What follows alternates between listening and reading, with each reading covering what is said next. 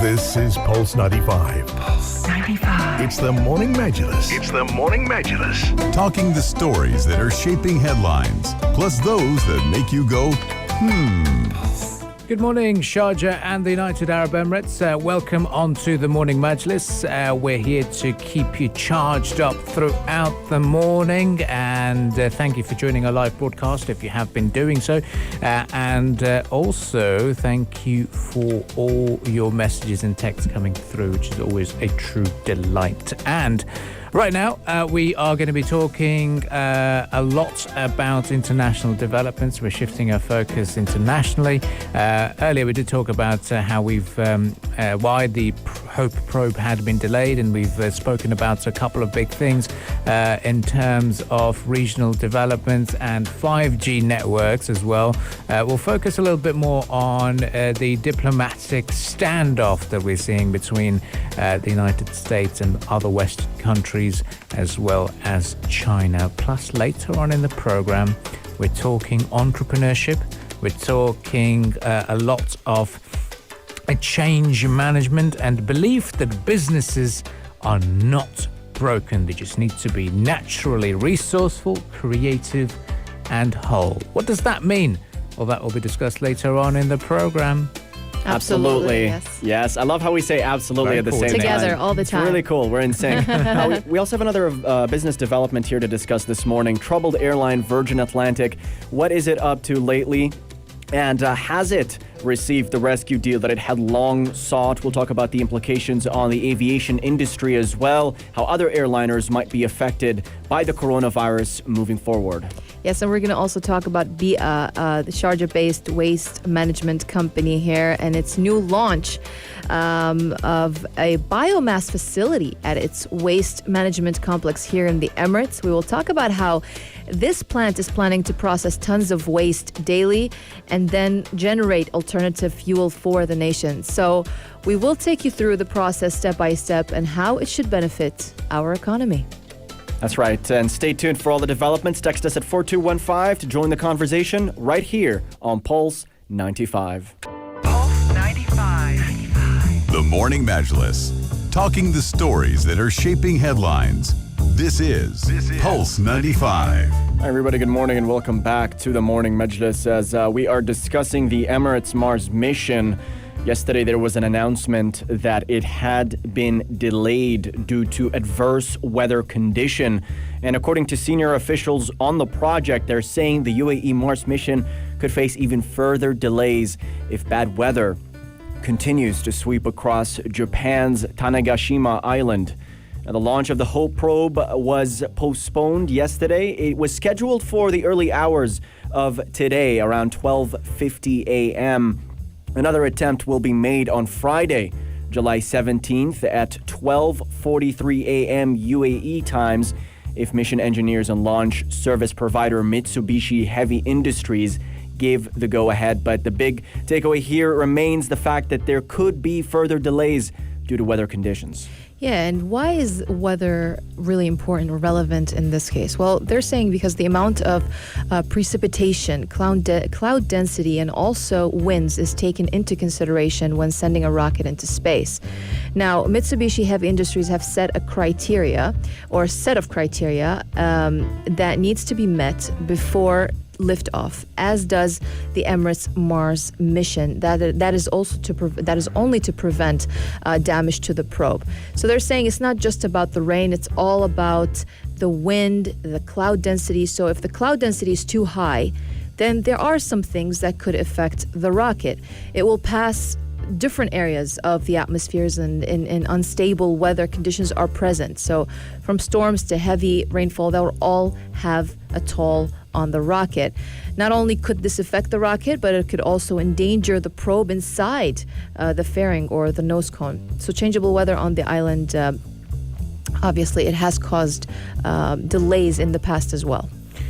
Well, firstly, let's understand $200 million has been invested in this, and it is not rocket science to understand that if weather isn't good, you can't waste that money or wash it away at all. Yep. Looking at the situation, and the reason is heavy rainstorms are forecasted in that part of Japan. Japan has been reeling under devastating rains, and mainly in the southwesternmost island of Kyushu, and heavy rains are reported from central mainland as well. So this is going to be ongoing. It's a lot of you might be disappointed because we were hyping it up. We were getting excited. July 15, hey, we're going to go. And then as soon as we finished the show, we got a tweet coming in from... It's on Friday now. Yeah, it's on Friday now. But looking at the weather forecast, it looks pretty bad. And if we can stop test match crickets, nothing's stopping us from wasting $200 million. And it's just something that we've got to live with, really. But the good thing is, Ahmad Dawood, we touched upon this yesterday. Yeah. There is a Mars opposition, and it's not just like the time when the Earth and closest points are very close to each other, but it's not for a day. It lasts as a window. And it definitely is a window. Somewhat narrow, relatively speaking, due to the number of things that could go wrong, just as we've witnessed due to adverse weather conditions. But that time window is August 3rd. Right. So we have until August 3rd to do this. If this fails, it'll take us... We'll have to wait until 2022, essentially. Yep. And that's because the planetary alignment between Earth and Mars, they are at their closest on their orbits around the sun. So if any of these missions can't launch, they will have to wait for quite some time. This is a pretty ambitious project for the United Arab Emirates. UAE space engineers had to design, for the very first time, a spacecraft that could handle the harsh journey through interplanetary space. They partnered with a number of academic institutions in the United States to get this done.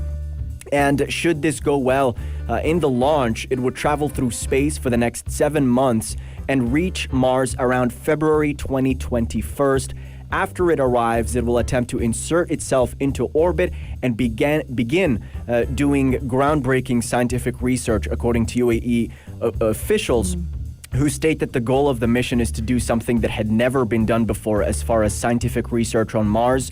And in particular, they intend to study the various weather conditions, the extreme weather conditions that take place on Mars around the year. Absolutely, and this project will only kickstart a busy summer of missions to Mars. Following this launch, China also plans to launch an orbiter, rover, and lander to the Red Planet. It was supposed to be scheduled on July 23rd, and shortly after that, on July 30th, supposedly, NASA's also set to launch its next rover to Mars called Perseverance. All of these missions are really trying to get off the ground during a very small window this summer, as we just mentioned, when Earth and Mars come closest to one another on their orbits around the sun.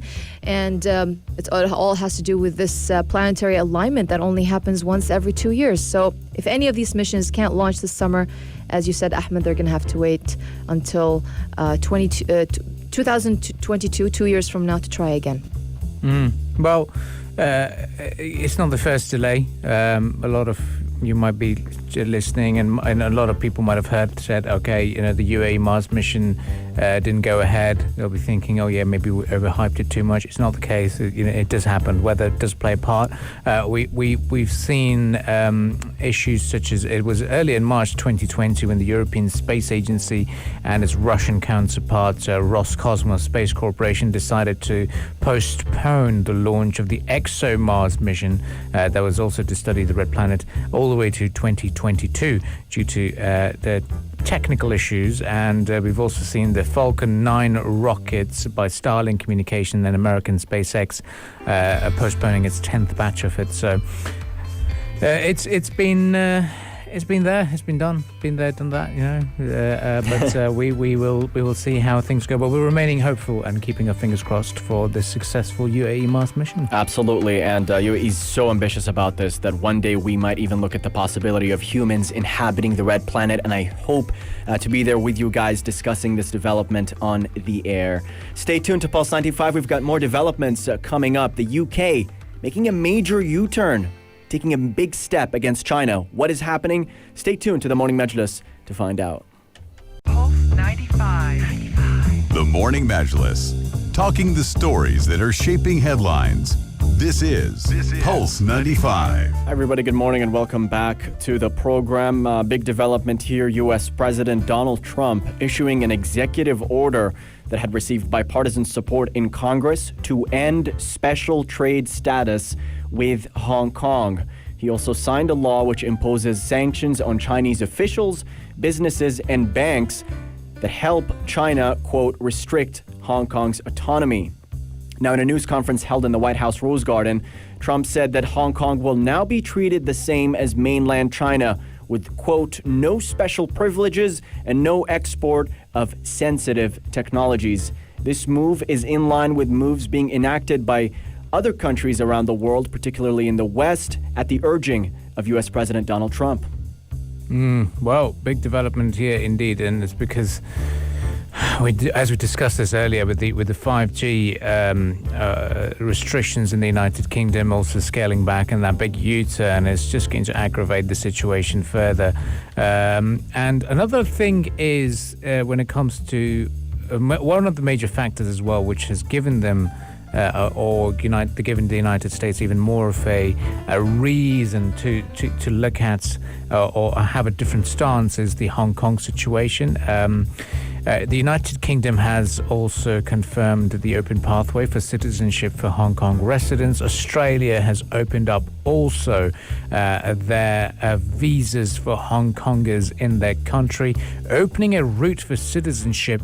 Canada is looking at ways to boost migration from that city. So all of these developments are now further aggravating the already tense relationship, and it just goes to show how different the situation is going to become in terms of what's going on. Indeed, Abdul Karim. And when we look at what's been happening, China's been on a rapid economic expansion and has been on the up as far as its power in the region. And amid this rise, we've seen a number of policy interventions come from the United States, and it affects a number of areas like trade, like media, like telecommunications. So we're in the middle of a West versus China campaign that is reminiscent of what had happened during the Cold War. We've also had two different situations happening. In Hong Kong, we've had the protests against the national security law, the protesters saying it would curb on the freedoms they had enjoyed as part of the one country, two systems policy that would enable them to enjoy a sense of autonomy. But amid the United States being critical of China's handling of the situation and threatening sanctions, the Chinese government had been citing the Black Lives Matter protests as an example of the United States' hypocrisy as far as foreign policy is concerned, saying the U.S. has been violently cracking down on protesters there as well. So you can see how both sides continue to criticize one another.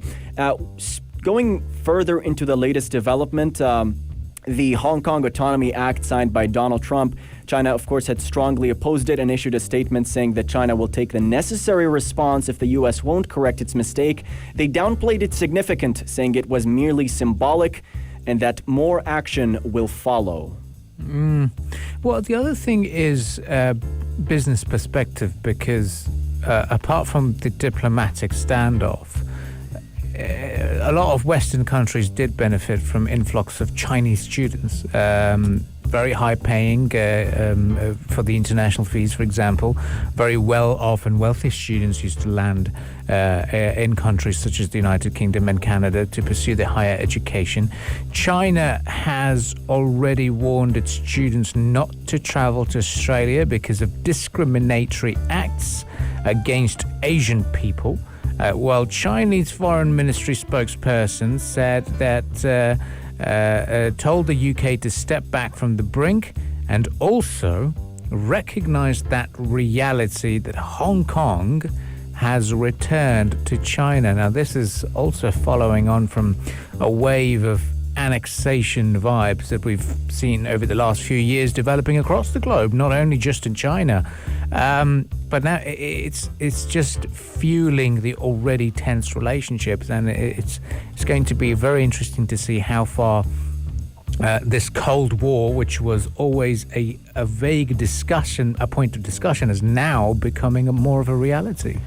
Indeed, Abdul Karim, and we'll certainly be following this development as well, and how both countries respond to one another amid this as well. And stay tuned to Pulse 95 as we discuss more stories shaping the headlines. Up next, we've got more discussions to be had, more developments to discuss, particularly with regards to airlines, the aviation industry, and ways it's seeking rescue amid the effects of coronavirus. So stay tuned to Pulse 95. This is Pulse 95. Pulse 95. It's the Morning Majlis. It's the Morning Majlis. Hello, good morning, and welcome back on to the Morning Majlis. And we, as promised, we're talking about building resilience, building change, or getting used to change management, and also coaching our own personnel to keep ourselves motivated, keep ourselves focused on our goals, as we are hoping to revive our businesses as the world is gradually reopening responsibly as well. So today on the program, we've got a very, very special guest, President of International Coaching Federation for the UAE chapter, Rania Laing, and a very good morning to you, Rania. Good morning. Really good to have you on air with us. We know that we've got lots to discuss this morning, but let's start off with the idea and notion of building that positive impact model. It sounds like a vague term for a lot of people, but in terms of now that we're getting back to our businesses, getting back to our goals, there's going to be a lot of anxiety and there's going to be a lot of uncertainty as well. How do we overcome all of this? You might have been asked these questions a number of times now. I think the recent challenges have actually provided us with a really fantastic opportunity to take stock of actually where we want to be heading.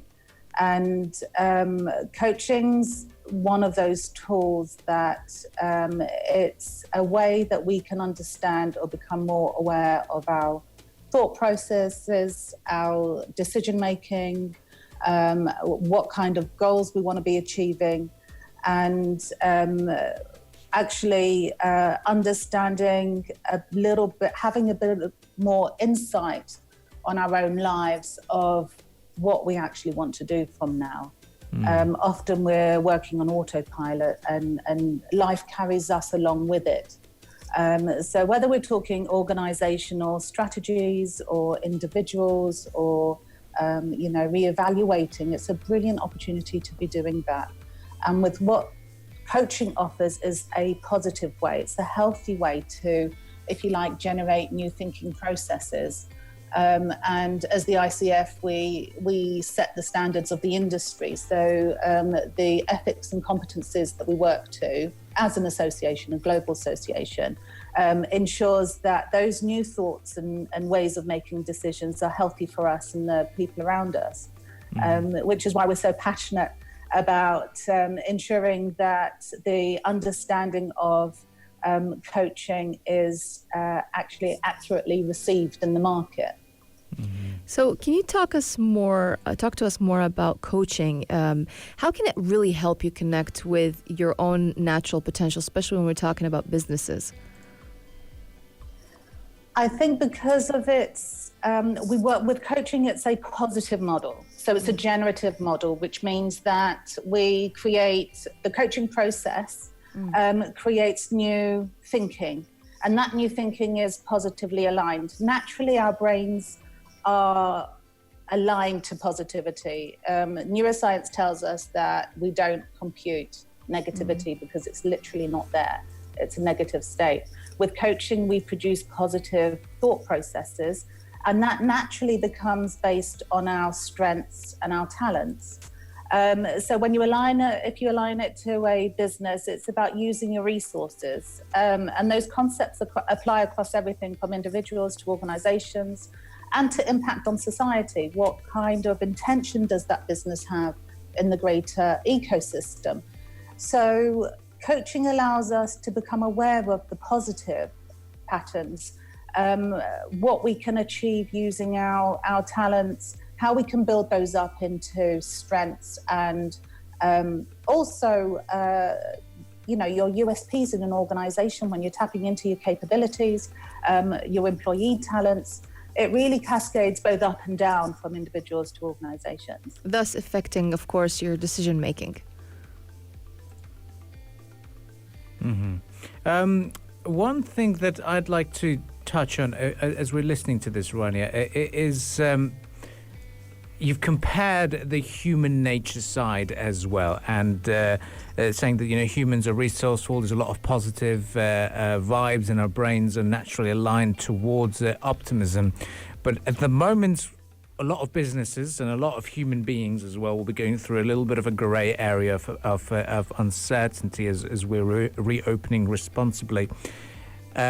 We understand the great powers of coaching, but you, as a president of International Coaching Federation and a coach as well, if you come across with a business and even individuals, employees for that matter, saying the spark and the wonders that we had pre-pandemic, that's missing. We're missing that.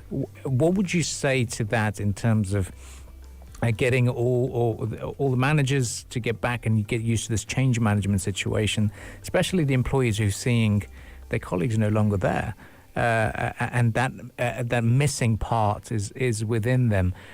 What would you say to them in terms of getting them back on track? I would advise them to start working with professional coaches, not just as a representative of the ICF, but what we're finding in the market is what I would casually refer to as a dark room. If you can't see your way out of that situation, that's when it's an understanding that investing in a professional who can help you improve your situation literally immediately. Because from that very first session of the very first program, you're beginning to change your direction to one that is a healthier, positive direction. And it's like your thought processes are very similar. It's exactly the same. We're talking about the same body that eats food. So if you're going to feed yourself toxic food or fast food or junk food and say you're feeling terrible, it's exactly the same as working with a coach that can actually say, like a nutritionist or a PT, this is how you can start making positive changes. And it's very difficult without knowing that process or without knowing the technicalities of it. It's not something that people can do alone. And that's the key thing here, is actually knowing when to start investing in those positive decisions, and know that you having an expert that can work with you is going to make a positive impact. We've talked a great deal about positivity. I want to ask you about your perspective towards failure in business in particular, because that's something that happens to a lot of people. It's extremely painful, and for a lot of people, they just stop moving forward. So what would you say, as someone who's involved in coaching, how do you get people through these times to adopt a more positive mindset towards failure in particular? Well, I think it's how you look at failure. So when we're looking from the positive aspect of failure, there's always a learning that comes out of it. And over time, it's moving from being in that stuck position, oh, I failed. It's for your mind, that's a dead end. Taking failure to what we would call a feed-forward approach, you're actually extracting those learnings. When you extract those learnings, you're actually extracting the value. And when you've got the value, you've got the understanding and the meaning and the depth of what that situation is. you move your mind forward to actually making it something worthwhile. And then, even though it was a negative event at the time, you can start moving into extracting the positive benefits of that event. So, for example, the challenging few months that we've had, so many businesses have accelerated their digital growth, and they've got a bigger digital footprint from that time. If you fast forward a year or 2 years, there's going to be businesses that have been established now that would never have had the opportunity to have come about had we not had those challenges. So looking at the long-term impact of negative events is one thing, but also extracting the learnings and using those learnings to support your business moving forward in a positive way. And over time, you actually stop calling them failures. You look at opportunities instead. So I think that's key from a personal coaching when a client would be talking about their personal failures and moving them forward into a more positive mindset, but also from a business point of view. Oh, very insightful. It's a very important aspect to look at how a couple of years down the line what we do now, which might seem difficult, are actually beneficial in the long run. And now, when you talk about new standards, apart from innovation, what else would you recommend to some of your clients that you've come across in terms of focusing on their positive? Because there's always something hindering people from focusing on those positives.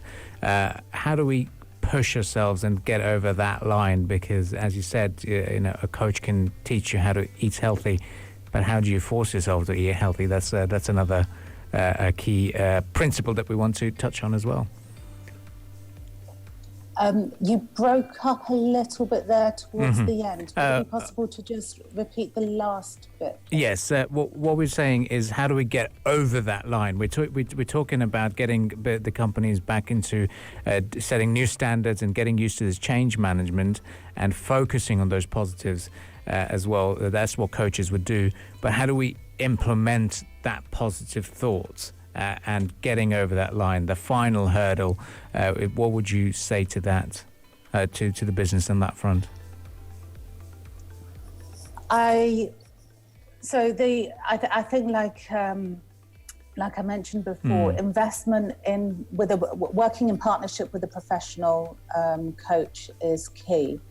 There's many what we call niches in coaches. So for every coach, particularly the more experienced one, would have a very kind of tight particular niche. We offer organizations this kind of advice because it's really down to what their challenges are, what their culture is in an organization.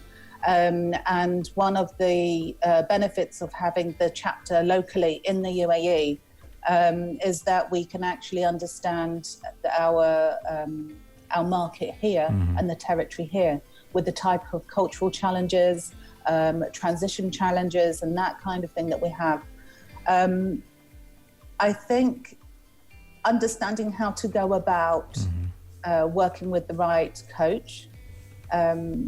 One thing is having the standards, the ICF. We actually have 3 levels. We've got membership, and then we've got 3 levels of credentialing, which is ACC, PCC, and MCC.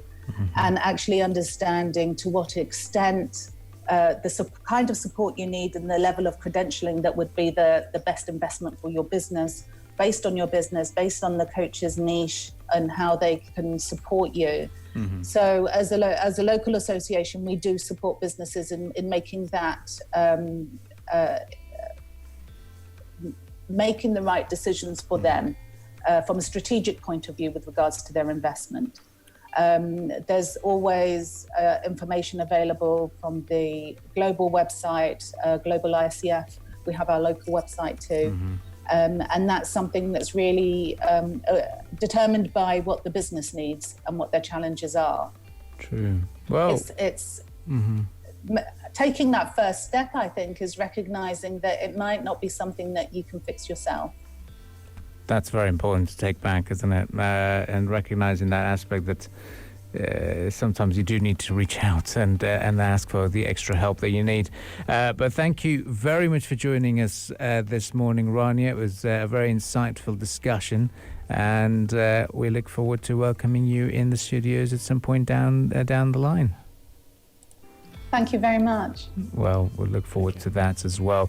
Well, stay tuned to Pulse 95 and the Morning Majlis. Lots to get through this morning, and we shall be returning right after some musical entertainment, shifting our focus to a new innovation that we've seen here in the Emirate of Sharjah. Stay tuned to Pulse 95. Stay fit. Stay fit. Stay fit. Yep. But how about we talk about Walkrun events? Yes. Would you like to run in the outdoor heat of the summer? Anyone? No, I'll pass on that. You're passing that? You're passing that, Ahmed Dawood? Perhaps if I feel like torturing myself for the day, I think that would be... Torturing yourself for the day. Well, it's not all about torture. It's all about a competitive walk run and a series of them, walk runs called Step Together. The first Step Together virtual walk run is open to individuals and teams. Participants can register from July 17 until the closing date of the 26th of July. Adults taking part can choose to complete either a 42-kilometer full marathon or a 21-kilometer half marathon over a period of 10 days, commencing on the 17th of July. Now, this is organized by the Saudi Sports for All Federation, and it is designed to appeal for all ages. Participants who meet the distance goals will be awarded with finishing medals and electronic certificates to celebrate their achievement. So it's all about completing those. You don't have to run it all. You just have to manage to cover that distance. Yeah, precisely. And it's interesting how much technology is integrated into this event, as participants are using their own digital fitness tracker to upload images of the race and compare their results with other participants on the race leaderboard. Sounds like something out of a video game. Now, this is in line with what Saudi Arabia has been doing under the banner of its Quality of Life program and meeting the requirements of Vision 2030 by ensuring that people's physical fitness levels are maintained and continue to grow during the summer months, where people might just feel like laying down and staying indoors instead. And the event has already generated a considerable level of excitement and energy for outdoor fitness yet again. And maybe a walk alone in the summer heat might be difficult, but when you're out there with a whole lot of people, it could turn into something real fun. So are you going to do it, Abdulkarim? Would you do it? I'll have to think about it, because I mean, I can see you do that. We try to stay fit, the usual sessions, but I've tried doing a little bit of a walk/run outside. Okay. And even though I do more boxing, which inside a boxing gym, but when it does help in developing your, let's say, but it's air conditioned and it's air conditioned to an extent. Right. Obviously, when you're in a big group session, it's about 10 to 15 of you in one small corner of the gym. Then it gets a little bit warmer than usual. So it does test your own fitness levels. Your endurance picks up, your stamina picks up. Yep. And yes, when you do run outside, it can help you. But sometimes when it's too humid and it's very hot, it can be a challenge for a lot of people to run. And that's why these runners go early in the morning, 6 a.m. 6 a.m. where we're running too. We're running to the studios to be here and present for the show for you. But those people who are keen runners do it at that time. Evenings, you can try it, but because it's been so hot during the day, it still is hot in your surroundings. So it gets very, very challenging. So I'd give it a go. But it'll be a lot of walks as opposed to runs, I'll tell you that. But to learn a lot more about fitness tips and fitness aspects, Omar Abduri just messaged us and telling us that his show is going to be talking a little bit about the idea of sleep, importance of sleep. I think the biggest challenge that Morning Majlis presenters might have is the idea of sleep. Are we getting enough sleep? Is the public getting enough sleep? Because there's a lot of anxiety as well surrounding the pandemic situation, and how lack of sleep affects your not only work performance but also your performance when it comes to fitness. We also want to give out a shout out to Future Talk for their interview with the voice of Siri. Oh, yes. So if you'd like to hear from Siri herself, Susan is the voiceover artist behind Siri. Future Talk did an interview with them. It was fabulous. Yep, of course, and catch up with that discussion on SoundCloud. You can catch up with the discussions on the morning Majlis on SoundCloud and Apple Podcasts as well. Absolutely, and also tune into our live stream throughout the day. Go to YouTube, type Pulse 95 Radio. Us at the Morning Majlis, we'll be back tomorrow, bright and early, 7 a.m. for the latest developments and stories shaping the headlines. Stay safe, stay healthy, and see you next time. The heart of Sharjah. The heart. The heart of Sharjah. Pulse 95.